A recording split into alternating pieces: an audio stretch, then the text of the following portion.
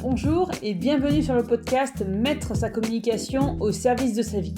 Je m'appelle Julie Fédida et je suis révélatrice du potentiel digital des entrepreneurs passionnés. Je les accompagne à créer leur communication via les réseaux sociaux pour développer leur activité et mettre leur communication au service de leur vie.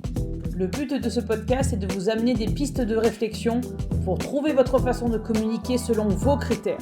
L'objectif, que ce soit fluide, amusant et efficace et que cela vous permette de trouver votre voie, votre organisation afin de mettre votre communication au service de votre entreprise et donc de votre vie.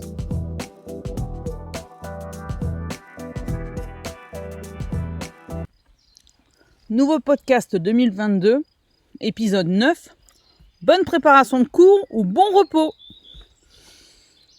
Cette phrase, c'est ce que m'a dit mon conjoint ce matin. En tout cas, au moment où j'enregistre ce podcast.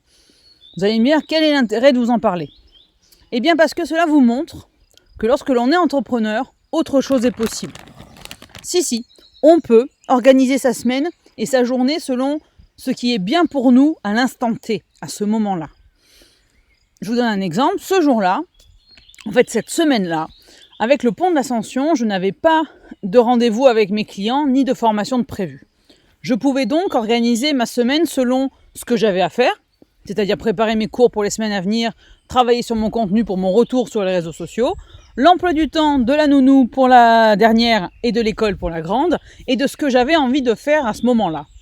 Alors, oui, il y a des impératifs. La plupart des éléments de ma liste que je viens de vous citer sont des impératifs. Mais ma liberté en tant qu'entrepreneur est d'organiser ces impératifs, ceux que je peux contrôler néanmoins, ceux qui dépendent de moi, comme la préparation des cours et ma communication, comme bon me semble. Je n'ai pas le contrôle sur les horaires de l'école et je dois aller chercher mes filles à une certaine heure. Ça, il n'y a pas de doute là-dessus. Néanmoins, en même temps, j'ai la possibilité d'organiser le reste de mes tâches, le reste de mes impératifs, de ma journée, autour de ces impératifs que je ne contrôle pas. Et c'est le message que je veux vous partager aujourd'hui. Ce n'est pas à vous plier à la communication, c'est à la communication de s'adapter à votre manière d'organiser vos journées. Oui, il y a des choses que vous devez faire à un certain moment. C'est vrai que vous n'avez pas la main sur tout, mais vous avez la possibilité d'organiser le reste, de le réaliser comme bon vous semble, selon vos envies. Pas selon les injonctions qu'il y a autour de vous, quelle que soit leur source, pas selon ce qu'on vous a dit de faire ou de ne pas faire d'ailleurs, mais selon vous, selon votre personnalité, selon votre manière de fonctionner. D'où la réflexion de mon conjoint. Soit je décidais ce jour-là de préparer mes cours, soit je décidais aussi de prendre soin de moi et de préparer mes cours plus tard. On est d'accord que mes cours sont toujours à préparer. Ma to-do list n'a pas changé.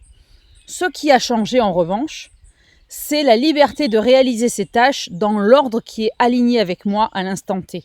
Et c'est le message que je veux vous faire passer aujourd'hui, c'est que autre chose est possible.